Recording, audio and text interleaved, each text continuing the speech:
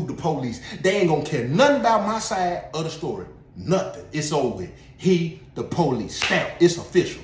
They don't care nothing about nothing. So they carried me out of the unit. The whole time I'm thinking to myself, man, this boy done called me the police. He got access to a cell phone. And as I'm walking out the unit, get what he say? Oh, it don't even matter what penitentiary you go to either, little Joe T. I'm finna call homeboy now. I'm finna call the homeboys. And I said, officer, now you finna call and try to tell these people on the police. I'm finna get there and probably finna be in a situation as soon as I get out the bus. So I go down the intake, right? When I walk down here to intake, we sitting there. Green team sitting on my left, green team sitting on my right, green team standing in front of me, green team behind me. We just sitting down here chilling. They done pulled out the cell phone. They done handed me the cell phone. When he handed me the cell phone, I'm looking at the phone looking at me and the phone looking at each other. And I'm saying to myself, I wonder if this is real. So I say that. I said, man, is this even on? He said, yeah, try it. I flipped that boy over. When I flipped it open, I said, I'm about to see. So I text my sister. I said, you up? She text back. Ding. I said, ooh. These folks done gave me that phone for real. I text 2, 3 other people. You up? Boom. You up? Boom. And I'm really still devising the same plan that I was going to do at first. What I'm going to do is I'm going to hit all of these people. Then I'm going to turn around and I'm going to make it like, now, either you're going to do what I'm going to tell you to do, or I'm going to get my people to call down here and they're going to see that I was hitting them up at a certain time of the night. So when we sitting there, you know what I'm saying, I'm sitting here chilling. After about 45 minutes go by, he's still. So you going to call a texter? I turn and look at him. I'm looking at him, he looking at me, we looking at each other. Dramatic effect me, please. I said, how you think this going to look when I have my people call down here in the morning and this same phone that you done gave me, that I was using the phone at this time of the night? I said, they gonna be able to see on the camera, the eye in the sky, that I didn't have none of my property with me, which mean anything that I had, I was already strip searched in the cell, which mean nothing should have been on my person. And I said, one thing about the administration, anytime an inmate is being transported, it's got to be wrote down in the logbook. I said, so the minute you came in there, you wrote down in the logbook what you was there for. Not only that, you wrote down in the logbook what you was leaving for. I said, also, when we walked down here in intake, I said, you wrote down what time did we got here. I said, I've been here for 45 minutes. I said, you go through that phone right now, you will see I done text 2 or 3 of my family members. I said, so by the time I make a call home and I tell my people to call Nashville and have Nashville to call down here and get these logbooks, I said, the question is going to be, how was I calling texting all of these same people from the same phone at this time of the night when I should have been in the hole? I said, and it's also going to show that I did not make it to the hole, which is only 3.5, maybe 5 minutes at the most, a walk from my unit to the hole. I said, I've been down here how long? Almost 45 minutes to an hour. I'm looking at him, he looking at me, we looking at each other. My boy said, you got to be, I said, he said, you wouldn't dare. I said, trap me. He said, y'all lock him up, take him down to the hole. You want to hear the rest of the story? Jump in the comment section and say, okay, so boom. But look, check this out real quick. I just want to encourage some people real quick, man, because you know what I'm saying? I know how easy it is to get caught up and lost in the sauce. You know what I'm saying? I know how easy it is to feel like, you know what I'm saying, ain't no hope. You know what I'm saying? Ain't no light at the end of the tunnel. You know what I'm saying? Things get chaotic and things get crazy. You know what I'm saying? And in life, you know what I'm saying? It's designed to make you feel that way. It's designed to make you look at life that way. It's designed really to make you tap out. When I tell the stories that I tell to y'all, I replay these moments in my head. I don't turn my camera on and I don't practice before I turn my camera on. I really turn my camera on and just start talking because I lived it. I don't have to premeditate it. I don't have to do none of that. I just get on here and I talk it because I lived it. But as I'm talking about it, I'm always reliving it. And when I'm reliving it, I get so grateful. I get so thankful. I get so joyful. People ask me, why do you laugh? Why do you smile? And why do you do this during these awful stories that you tell? Because I'm reliving them and I'm able to say,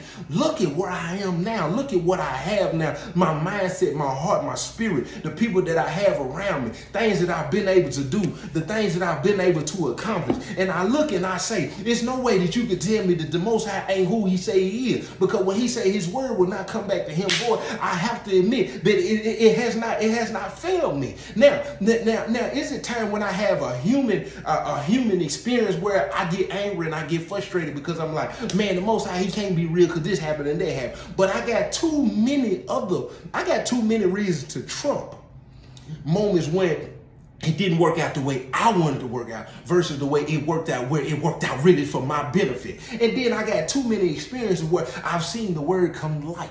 It's a scripture where it says, faithful are the wounds of a friend, deceitful are the kisses of an enemy. Now, I've learned to surround myself with people who going to tell me the truth, even if it risks our friendship, versus telling me a lie and let me continue to be whoever it was that I used to be. I've watched him put those type of people in my life. And then it's another scripture where he says, when a man ways please the Most High, he'll make even his enemies be at peace with him. So many people ask me in the comment section, or they DM me and they ask me about karma, this and karma that. These same people that y'all thinking wishing karma on me are some of the same people who support me now, because they understand the journey. Because some people don't have the ability to be honest and be truthful and be vulnerable about what they have done, and do not understand that when you being honest, truthful, and vulnerable, that is what opens other people up to see that there is hope and there is a possibility of change. I don't tell the stories that I tell to make fun or whatever that it is you want to make. I speak my story from a healed place, because I come to understand that it's gonna be some people out here who need to hear this, who experiencing this, or try to prevent them from experiencing this. And in order for them to really get it, I have to be honest. I have to be truthful about how vicious I was, how awful I was, my mindset, my heart, how callous I was. And if I don't give it to them that way, I ain't no different than a lot of these pastors and preachers out here who get up here and tell you all of this stuff as if they not going through this stuff or have not dealt with nothing. One of the brothers who taught me and grew me, he told me, he said, man, if your superhero can't show you their flaws, show you their character flaws, show you things, show you that they are human, he said, don't you listen to them. If it's people who stand before you trying to guide you, trying to show you the way, and they make you feel like they have never failed, they have never been scared, they have never made a mistake, they don't make mistakes, they have not failed on their face before, those people are the people that I just can't listen to. So when I'm reliving these stories and talking, I really sit back when I get out these videos, and I sit and I just be like, man, the Most High really, he done a lot. He done a lot.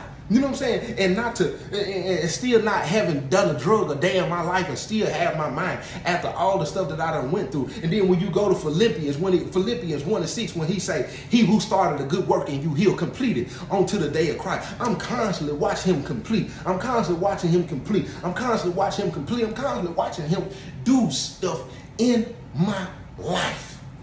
Then when they say, listen, when he said, don't be conformed to this world, but be transformed by the renewing of your mind. When I say the renewing of my mind has given me the majority of the things in the life that I have now, because I changed the way I seen things. When he say, don't set your mind on things here on earth, which are worldly things, the way the world moves, the way the world operates, the way the world want me to dress, the way the world want me to walk, the way the world want me to talk, the way the world want me to flash my money, the way the world want me to believe I gotta have veneers and be the most beautiful, sexiest man in life in order to feel some type of way. I don't have to do that. When he said, be transformed by the renewing of your mind, I watched the transformation of the renewing of my mind humble me.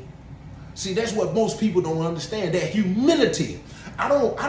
It's no way, I can't walk in a room full of people. I'll never walk into a room full of people and feel like just because of what I got on, I don't belong in the room. Because one thing I understand, I'm going to be the most powerful one in the room when I start opening my mouth. It ain't going to have nothing to do with what I'm wearing. It ain't going to have nothing to do with my teeth. It ain't going to have nothing to do with my haircut. It ain't going to have nothing to do with my nail. It ain't going to have nothing to do with none of that. It's going to have something to do with my spirit. Because I done been around people that's got the most awful, I'm talking about dirtiest spirit, the most awful mindset. But when you see them, they dress from head to toe, Gucci belts on, Fendi on their feet, they got nice earrings, they got this and they got that, and guess what? They lost, they broken. They don't have what I have. They don't have the fruits of the spirit, the love, the joy, the peace, the comfort, you know what I'm saying, the self-control. They don't possess that because their mind has been conformed to think the material things is what their blessings are. But when you go through the scripture, guess what? You'll never see the scripture describe a blessing as something materialistic. It ain't got nothing to do with your house. It ain't got nothing to do with your car. It ain't got nothing to do with your clothes. It ain't got nothing to do with nothing material. It's got everything to do with what's going on in the inside of you.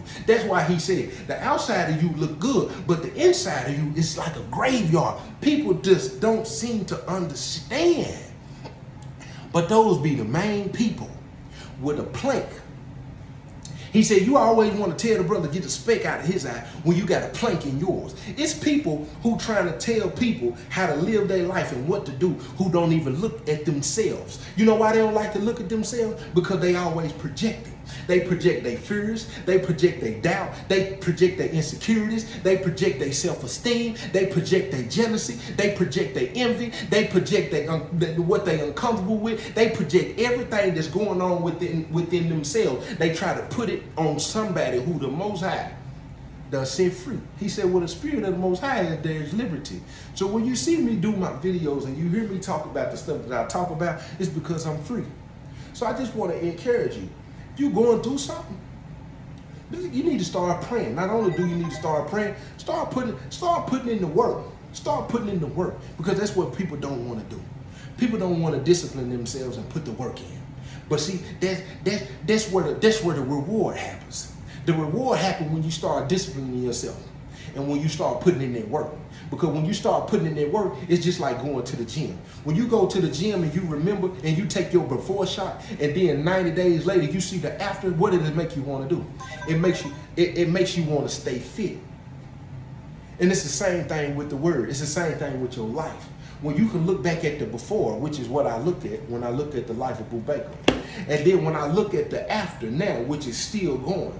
When I look around and where I am, when I look out my balcony, when I look at the people he's put in my life, when I look at the life I have, I see the after. And when I see the after, it makes me never want to go back to the before.